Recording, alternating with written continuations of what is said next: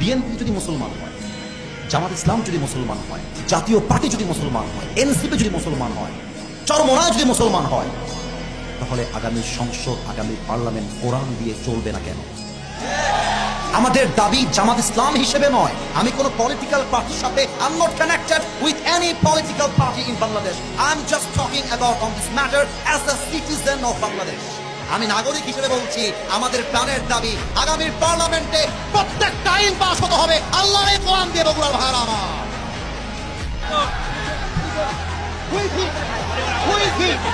আমি কি কোনো দলে কথা বলেছি? আমি শুরু থেকে নিয়ে অবমাননা করেছি। ক্ষমা চাওয়া লাগবে, ক্ষমা চাওয়া লাগবে, ক্ষমা চাওয়া লাগবে এখানে।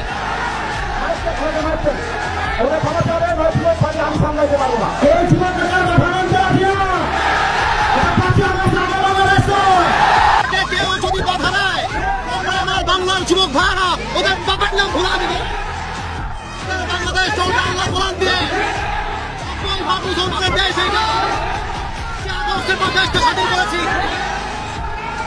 এটা নাকি বিএনপির লোক? বিএনপির লোক বলে আল্লাহ কোরআন দিয়ে দেশ চলবে না। এমন নেতা চাই যার কোরআন দিয়ে দেশ চলবে। এমন নেতা চাই যে তুমি আদর্শ মানতে চাও। এরপর থেকে লাস্ট কথা, লাস্ট কথা শোনো।